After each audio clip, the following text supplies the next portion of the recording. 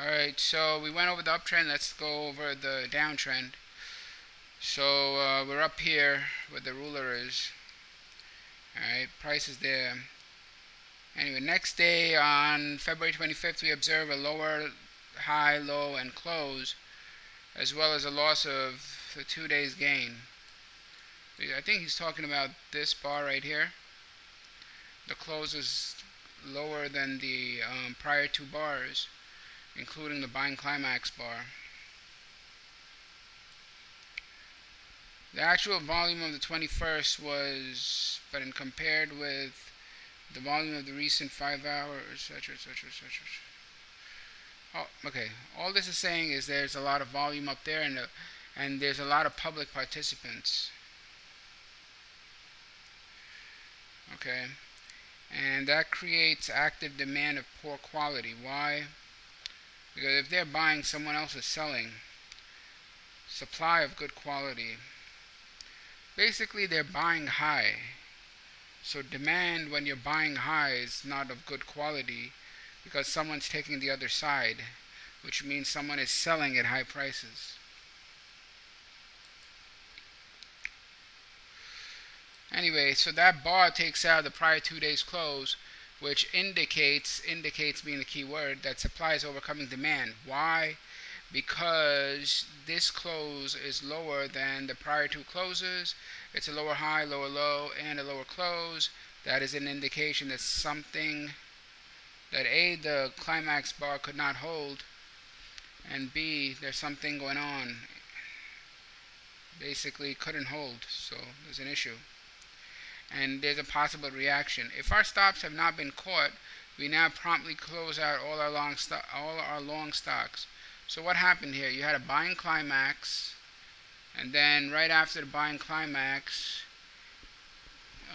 you had a bar that took out that made a lower high, lower low, lower close, and took out the close of the prior two bars.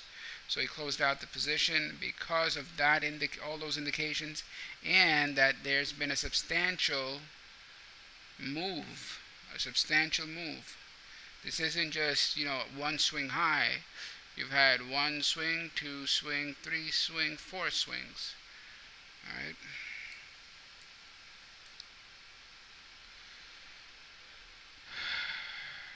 We now promptly close out our long stocks and select from our list of individual issues the best 5 or 10 that are in weak technical positions and sell them short, which stops 1 to 3 points above the danger level, the high point of the advance. So 1 to 3 points above the high. After such a prolonged rise, where I indicate it's 1, 2, 3, at least 4 upswings, right, we may expect a more substantial reaction that we've had, and perhaps an important decline because there's been evidence of distribution extending as far back as February 10th. Okay. Alright, so let's take a break here and just see what's going on. Not take a break, but just analyze. So what he's saying is, this area, there was evidence of distribution before the climax. You see? You can have that. It's not a sequence where, distribution comes after the climax. These things are not fixed. He's saying there's distribution here before the climax. That's his words. Evidence of distribution here. What is that evidence of distribution?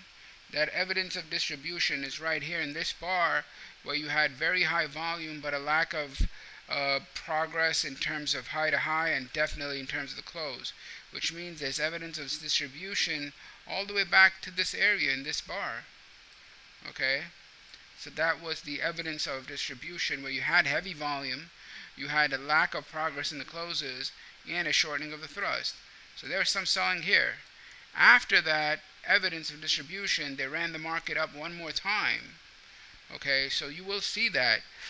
Most folks will see this range and think after this range, oh, it's going to break and go down. Break of ice and test ice or something like that. But you could have distribution and then you can have a climax after it. You could have, what you call a shakeout or whatever you want to call it, a terminal shakeout or whatever those words are. The point here is there's evidence of distribution here. There's a climax here. There's a bar that couldn't hold the low of the climax that took out two prior closes, and he's ready to exit and take a short position. For all those reasons and the fact that there's been a substantial rise, so he wants to take a short position here and put a stop above the high. I think 1 to 3 points or 2 to 3 points. 1 to 3 points above the danger level. Okay. Now someone may ask, oh, the trend hasn't turned yet. Why are you selling here? In general, you want to trade with the trend, but there's certain points where you have a buying climax, okay, and you have evidence that that climax and that these guys are trapped because of the immediate lack of follow through and a close right after it, and it's not going higher. Okay, so these indications are fairly strong, especially when the climax bar is taken out, that demand of poor quality existed up there. So I know it's not easy to just sell like that, but the logic of it makes a lot of sense. That the demand is caught up here. It cannot go any higher as evidence right away, meaning that bar is failing to hold. So that's a big problem because they're all trapped. They're all trapped. Once you have a break, especially, these guys are trapped. And they bought everything at high prices because they're buying new highs. So when you have a conviction like that, you have to ask yourself, who sold to them? If they bought this much, who sold to them? If they bought 5 million, who sold it? Strong hands. And after this bar is going down, so you're not just trading high, you're trading with the strong hands who sold at that level. You're trading with the CM.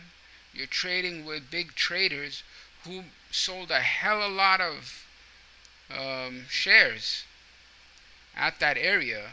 So you're selling high along with them. So that logic makes sense. But if you're like a trend follower, it's not going to make sense.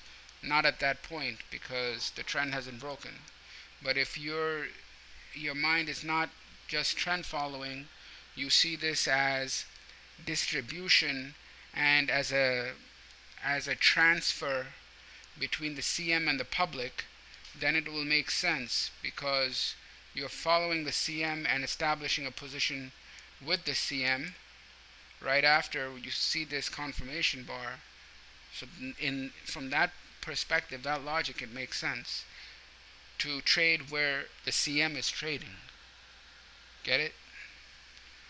But trend following right here will not make sense to you, and you'll look at this and say, what? The trend is up. But from distribution and trading with smart money, it'll make sense. Following the smart money right there. As he sells, you sell.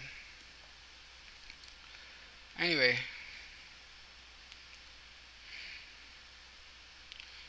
Therefore it's making...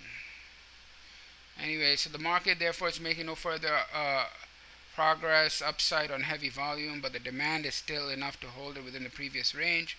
On the 27th, we note a clearly lower top, low close, but a very large shrinkage in volume to about 3.7 million. This significant feature of this day's action is marked by a pronounced change of behavior. Pronounced change of behavior on, I think it was I can't really see because I think it's that. Right there's your change of behavior. I can't really see. The print is not easy to see. 17, 19, 21, 3, 5, 7, I think. Anyway, I can't really see it. But that's the change of behavior bar. Okay. On the 27th, we note a clearly lower high.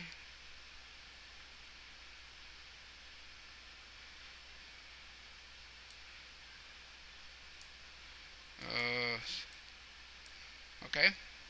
It is the first time, well, you know what? I gotta make sure I'm getting this right. So 20.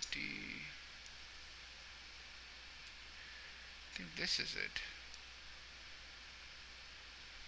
Anyway, let's go back so I can get this done right. On 27th, however, we note a clearly lower high, low close, and some, but not a very large shrinkage in volume to 3.7. Where's 3.7? That's 4 right there. That's the bar. Okay. So volume to about 3.7 million. The significant feature of this day action is the pronounced change in behavior. What is the change of behavior? It is the first time that volume has been so high on a reaction. So in an uptrend, you could do this in terms of bars, but you could also do it in terms of waves. When you have a lot of volume, it's a change of behavior. So you have to have a trend that's going up, and then you have heavy volume that's going down. The first time that occurs is evidence of a change of behavior. It is the first time since December that the volume has remained so high on a reaction. So you're looking at the volume. Alright, a lot of folks will look and they'll just look at the length of the bar and say that this is a change of behavior because of the size of the bar. And many times the size of the bar will be accompanied by big volume. But over here you see that what Wyckoff is looking for is the volume. That's the key feature. Red bar, big volume. Alright. It is the first time that volume is so high on a reaction, meaning red bar. Here, up to now, volume was not, it was low, there were low volume pullbacks. But not now, not anymore. The fact that prices cannot continue to advance into new ground, combined with the heavy volume, leads us to conclude that the big fellows are unloading. So what makes you think that they're unloading? Not just that bar, but there's a climax here of over 5 million. Alright, so that's big. That's the biggest volume there is on this chart. So that's evidence that they're selling the high. After they sell the high into the public buying, they're selling. Then they're selling some more. But not on the green up bar, but on the down red bar. Get it? So the first bar was a green bar where they sold into the climax to the public, and after that they're selling into what's becoming a reaction. Okay? And how much did they sell? They sold a lot, 3.7 million, and that is your change of behavior. So putting things together, you have a climax, you also have a change of behavior. One is on the green bar, the other is on the red bar.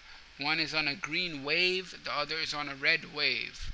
So climax and change of behavior typically follow one another, and you'll see this many times. And that's basically because they're exiting their positions.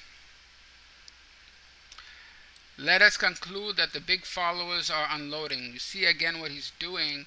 He's not just taking a look at candle patterns. The price volume action at that high is telling him something, and he's interpreting that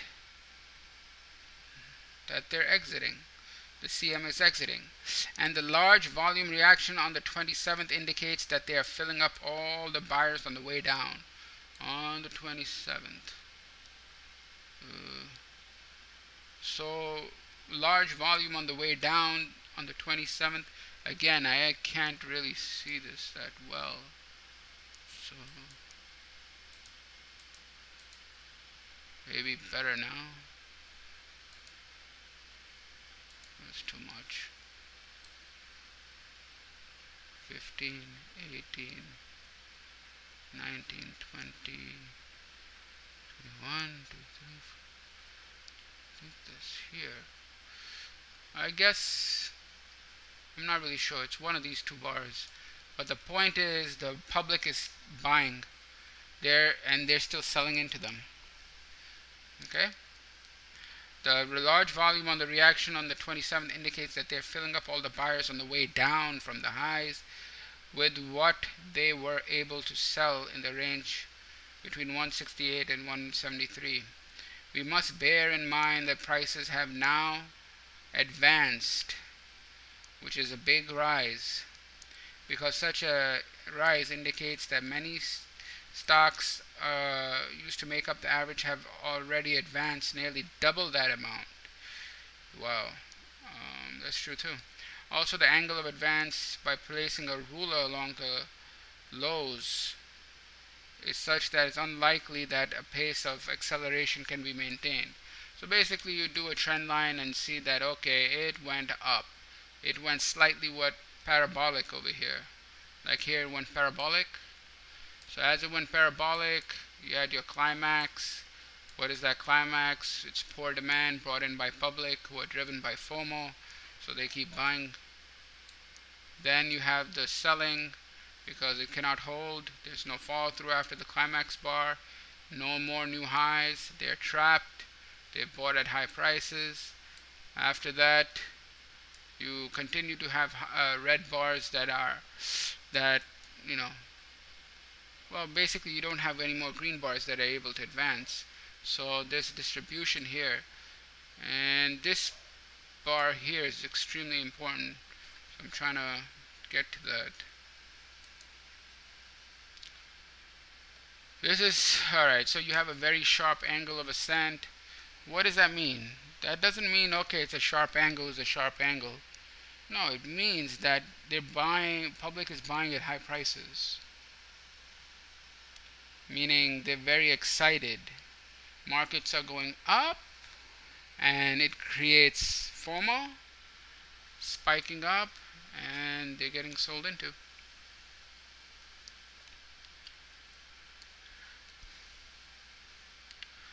This sudden whooping up of prices after such an advance suggests the application of hypodermics, which combined with high and expanding volume. This is obviously, look at this block. Look at this block. Shh. There's shit going on over here, right?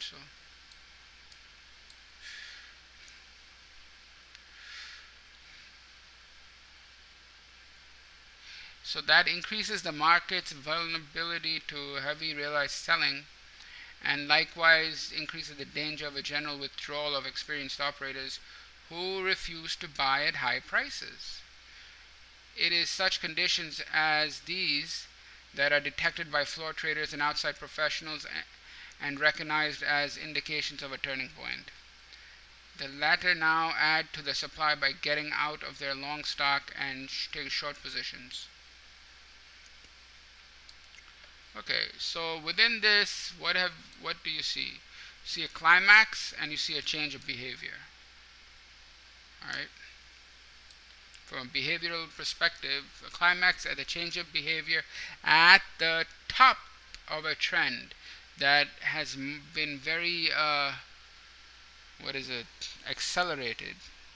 It has accelerated. So it's not like, okay, near the lows, it's up, up, up, up, up, and now let's sell at these high prices.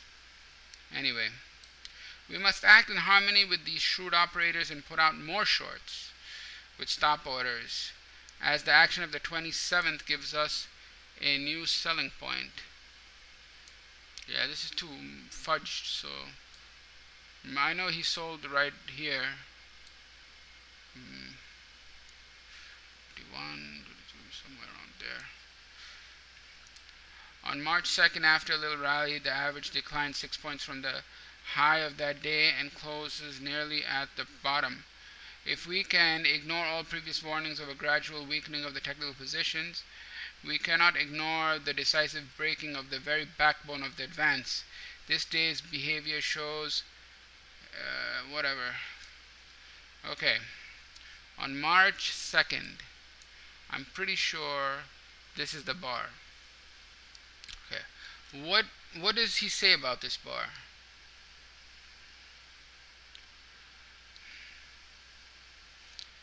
first of all, what precedes this bar is a little rally, which is this bar.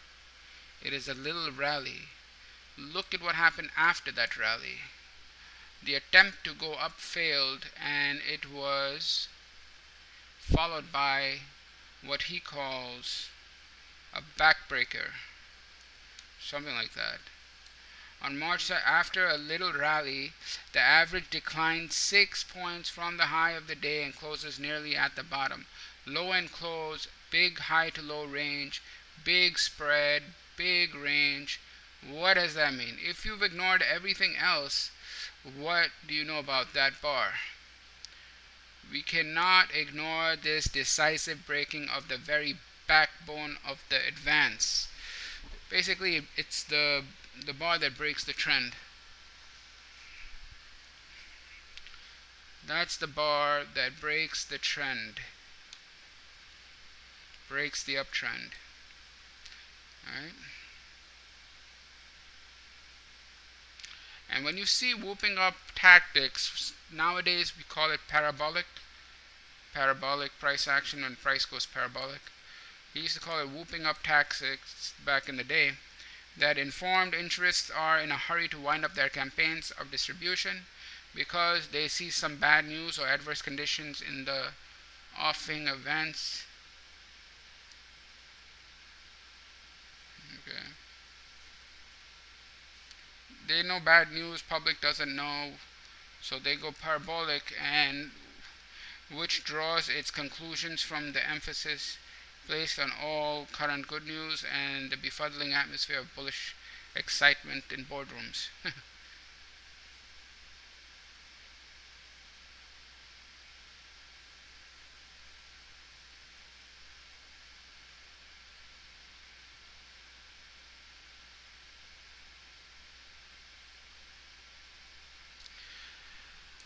Whatever.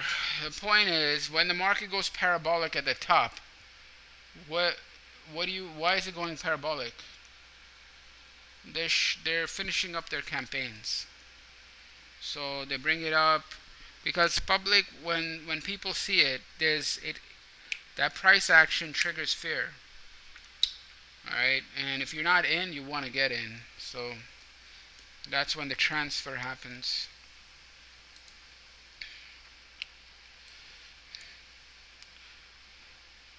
The withdrawal of bids under the market remains high, very high in comparison with the volume of the previous reactions, indicating very substantial lines of stock are still being pressed for sale.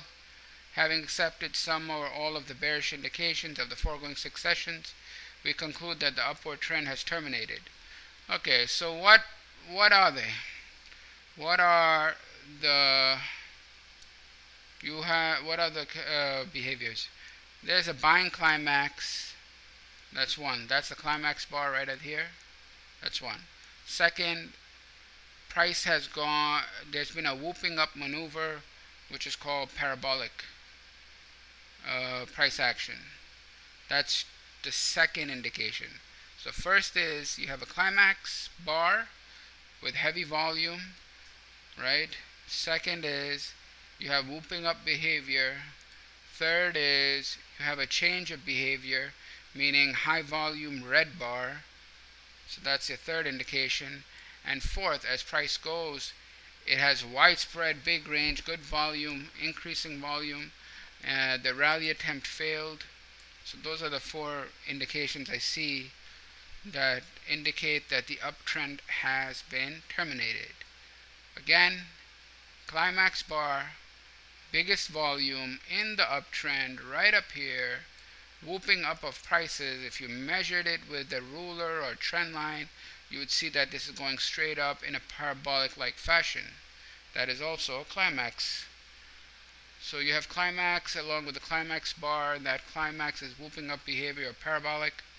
You got distribution into this bar. You have the bar's inability to hold.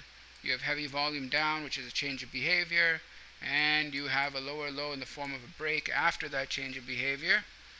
And what does that mean? It means it's over.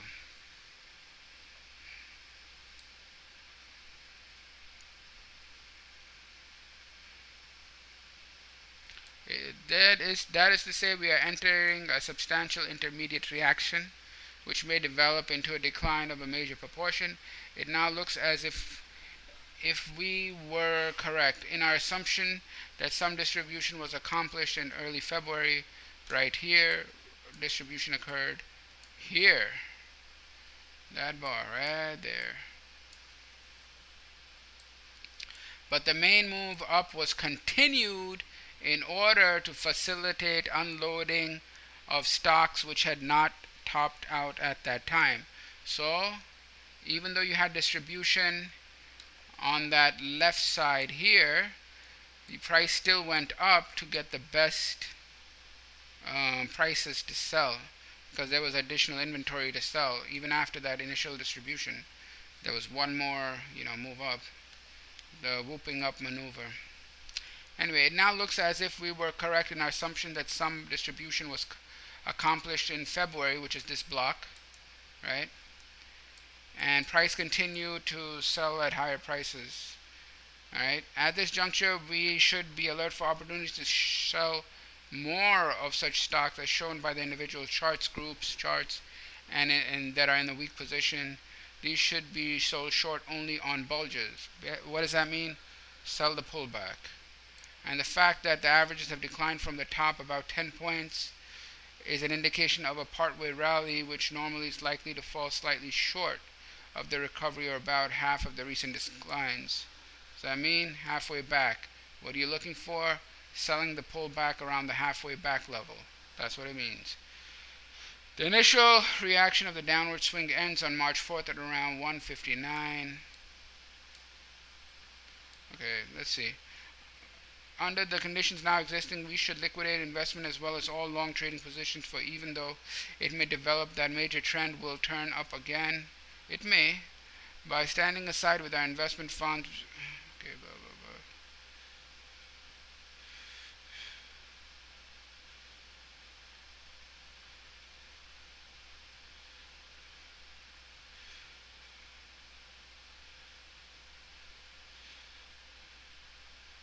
Alright, what he's saying is get the hell out, because there's going to be a big move down. Now you can get back in again when the next bull run is ready. Alright.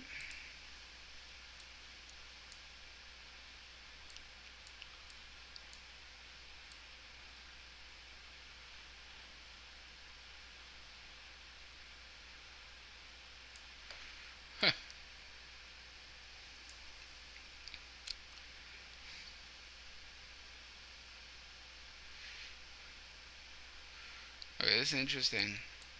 So from that, you have a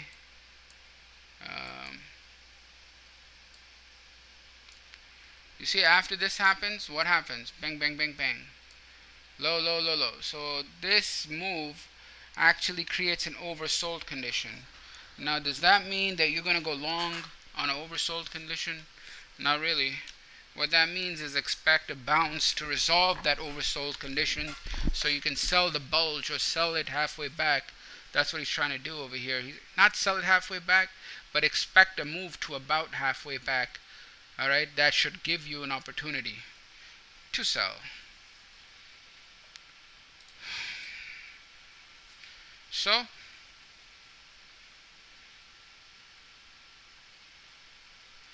at the same time that the average touches a former support level, a condition that usually is conducive at least to an attempt at a rally due to buying of traders and others who believe that the stocks are again cheap, so they're buying at support, and covering buying in of shorts on the part of the bears who want to get away from the support level, waiting to see how the market responds. So that's the support level. Market accelerates down there, kind of springs that area, right? But it's not really a normal spring, because it's selling kind of hard. It gets into an oversold position, and we're expecting a bounce. Alright? Our expectations of hesitation and a possible rally from this point are fulfilled as demand from above sources. Who are the above sources? traders who want to buy support, and bears who want to cover from an area of support. Our expectations are fulfilled because those traders, the bulls and the bears, bulls wanting to buy the pullback and the bears wanting to exit their shorts on a tag of support, a fairly rigorous run-up on comparatively light volume on the 5th. So you have on the 5th, I think this is it. It goes up, but not with a lot of volume. It's a low volume bar. So that move from support, where buyers are trying to buy the pullback and the shorts are trying to cover, leads to a low volume bar. Not really that great. A further rally to the higher top and the higher occurs next day tends to confirm our anticipation of a possible turning point for more recovery. It makes a higher low and all that, but nothing special.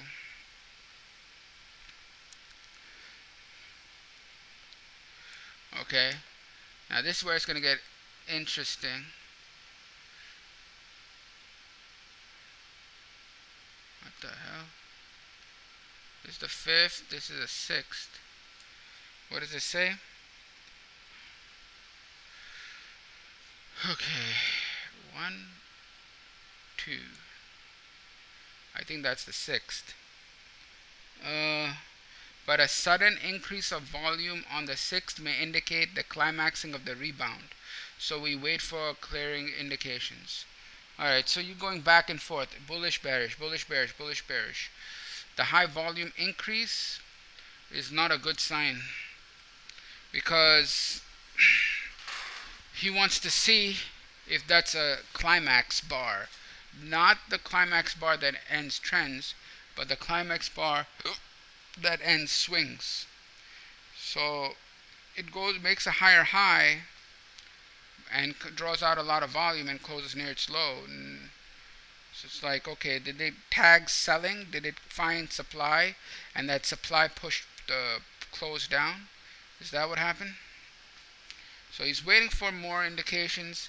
Another higher low and a close near the high on the 7th says the volume of the previous session was climactic on the down rather than on the upside.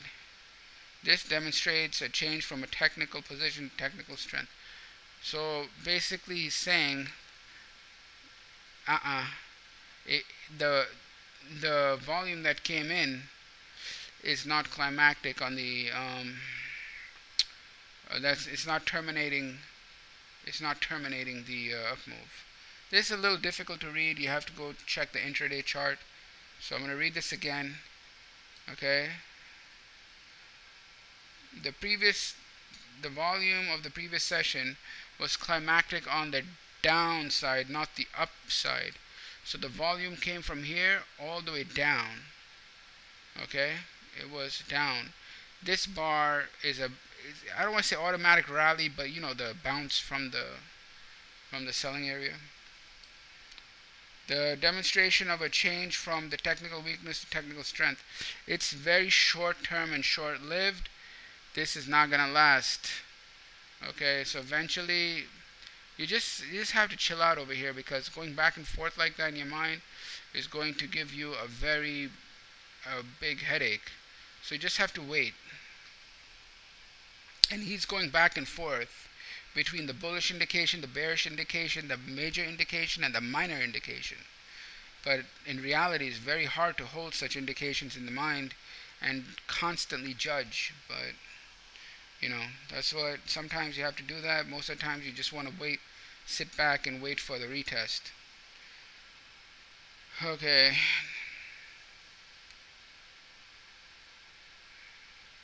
We do not expect the recovery to be much above 165 because large interests would not be willing to help the market far enough into the February distribution area to let the public out even. Okay, so where's the public trapped? Right up here.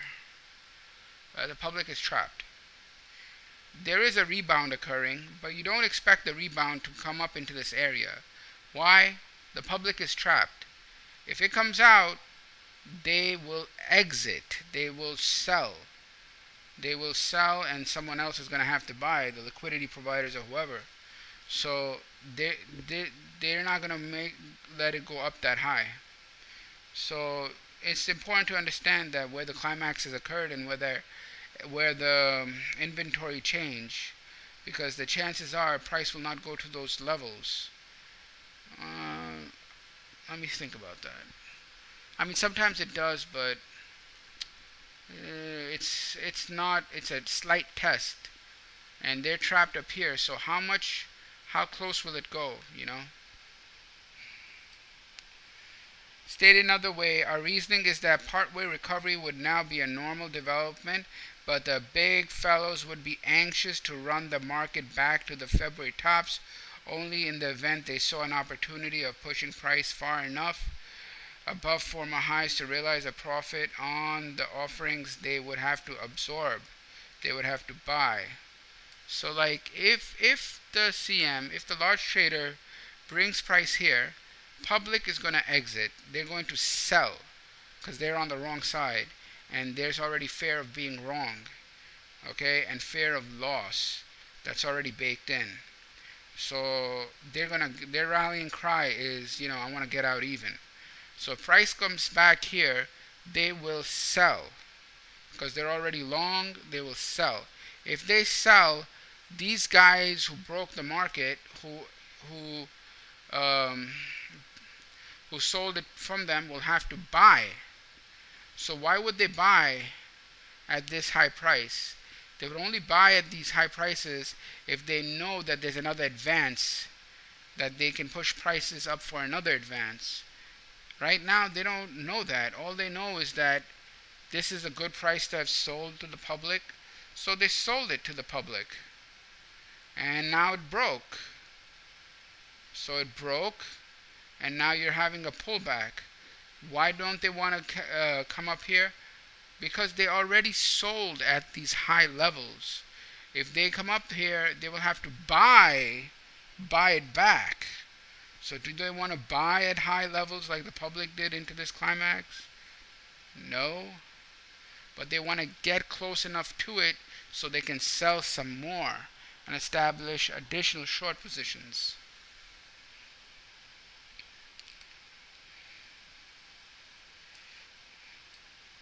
Okay?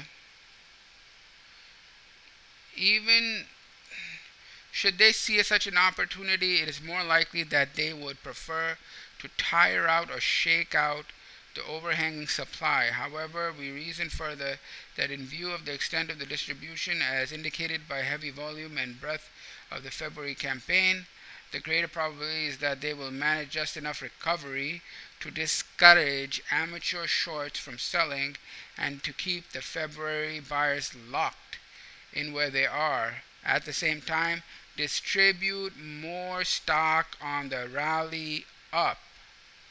Okay, so what are they trying to do?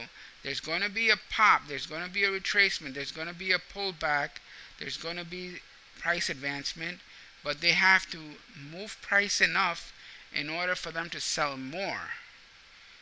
If they move it too high, the public will get out. And if the public gets out, guess who's going to have to take the other side? The CM. So the CM has to play a game of chicken, where he has to increase price just enough so the public doesn't get out and he can establish more shorts.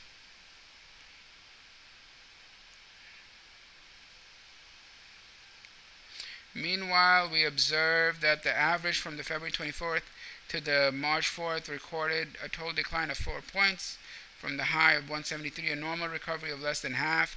That would be about 5 or 6 points of the average, or the 165, 4.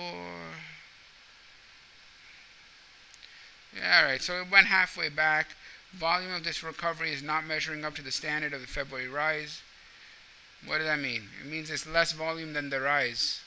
So there's more volume here than on the pullback. So the pullback volume is less.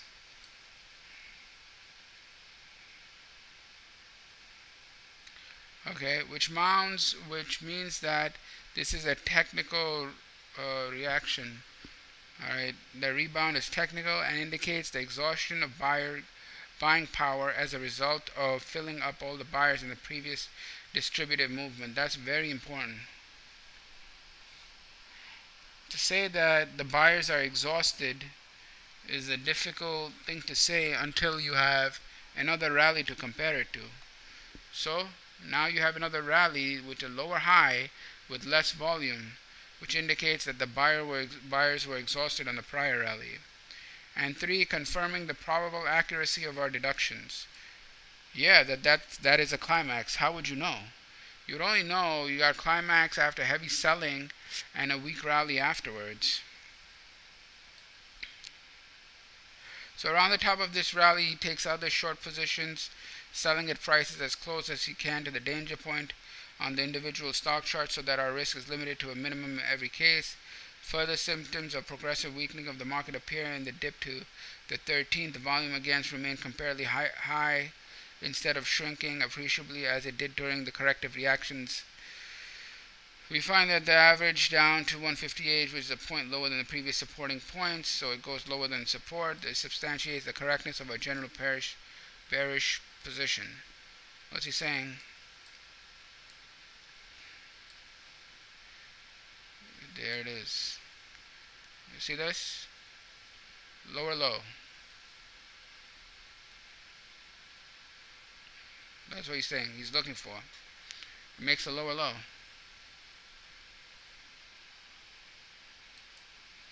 It makes lower low. A point lower than the previous support. Lower lows. Further subsequent selling on subsequent rallies if we have not sold our full line.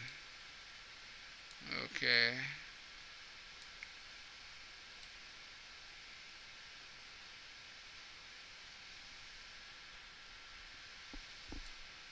In the following several section, there is an irregular recovery to 166.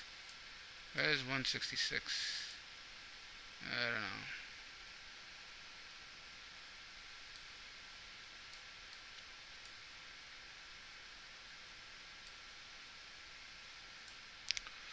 $166. So around here, I think saying it's 166.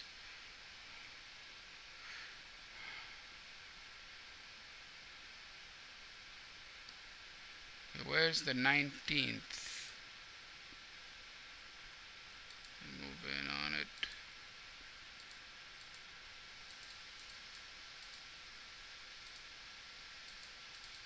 I can't go in. Alright. So I think this is the bar on the 19th, 16th, 17th. I think this is it. So that bar, the high volume there, is telling him that this is a minor climax. So, but this has earmarkings of, because it's a sudden increase, the consistent expansion of volume except for a sudden increase on the 19th. The sudden increase on the 19th has the earmark of climax indication confirmed by hesitation or lack of further upside progress. This is the same thing. The same here, you had climax, no upside progress after that. Here, you have a climax on a swing with no upside progress. There's a slight little bar, but it goes right back down. So, on the next 2 days, there's no upside progress on the next 2 days.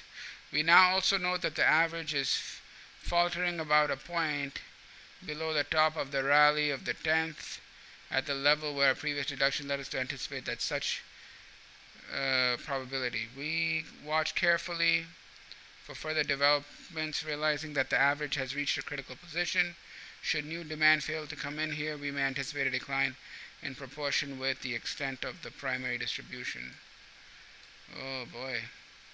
Okay, so what is this? To which there has now been secondary distribution. What does all this mean? Primary distribution here, secondary distribution here. with a head right in the middle of it, or a climax right in the middle of it. So you see, you have on the left hand side, let's just, for example, I don't want to harp on a pattern, but this one is going to make it easier. Imagine a head and shoulder. The left shoulder here is distribution, and the right shoulder is distribution. The left shoulder is the primary distribution. The right shoulder is here, the modified right shoulder right here. The big one, 1 and 2, whatever. That is the secondary distribution. Okay. So distribution had primary, then came a climax, or a whooping up maneuver, or a parabolic rise. After that, change of behavior, and secondary distribution. That secondary distribution had a climax bar right here. The following 2 days show a lack of further upside progress, confirming the climax indication. Climax is terminating that swing, and you're going to see the break.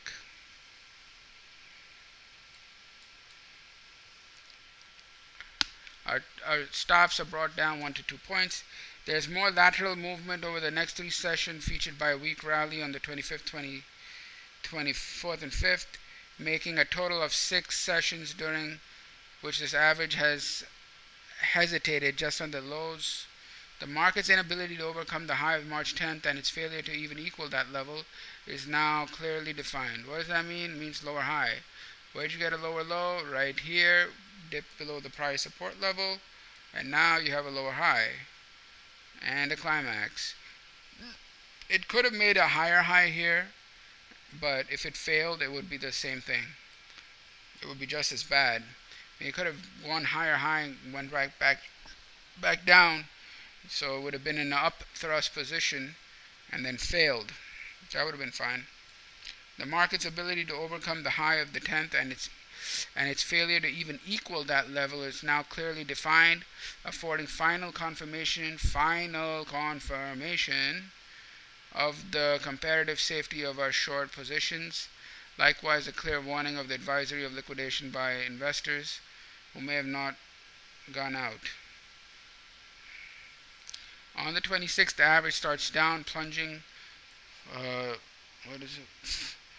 toward the recent line of 158 and 160 support on steadily expanding volume over the next 2 sessions, which tells us in advance that these former lows will not hold.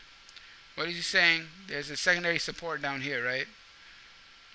He's saying that, oh boy, you see these two? 1 and 2 right here? You see the expanding volume? The volume expands, that's aggression. And this aggressive selling is telling you that this support is not going to hold. That big red that is coming over here from this failure, area of failing, is telling Wyckoff that this support is not likely to hold. The volume surge on March 28th should not be mistaken for a selling climax. Okay, so you might see it and say, oh yeah, this is a volume surge. Isn't this a selling climax? The answer is no. It's more like a breakout volume. Okay, but now how do you know which is which? So that's what he's going to try to cover. So he's saying that the volume surge should not be mistaken for a selling climax. This distinguishing difference between the day's relative large volume increase and the previous volume surges is that the latter appeared after an extended or well-developed downswing, whereas the comparatively high volume on the 28th accompanied the penetration of the March trading range, and therefore indicating a large increase in supplies stimulated by breaking down of the line of support. What's he saying here? Climaxes are at the top of a swing. A breakout is near the beginning of a swing, where it is breaking through a support or resistance level. The climaxes are not breaking through support resistance level. They are already going, and they occur at the top.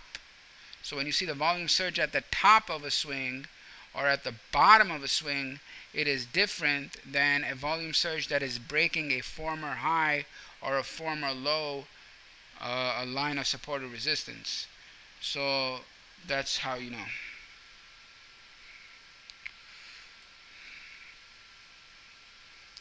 Alright, to clarify this, we may set forth the following principle. Very important principle here. A sudden or abnormal increase in volume appearing after a given price movement has been in progress, meaning the top of a swing or bottom of a swing, usually indicates the end or the approaching end of that particular move up or down. Again, this is a principle, and again, you got to understand this. The principle is a sudden or abnormal increase in volume appearing after a given price movement has been in progress, meaning the swing is already in progress, upswing or downswing. Then you have a bar which has high volume. That high volume usually indicates the end or approaching end of that particular movement up or down. This is the climax. It can be a climax wave that ends a trend, or it can be a climax bar that ends the swing up or the swing down. Now, if unusual volume appears when the price is breaking through a well-defined trading range or zone of congestion, in that event the abnormal volume will more probably indicate a continuation of the price movement, not the end, but a continuation of the price movement in the direction of a breakthrough or breakout.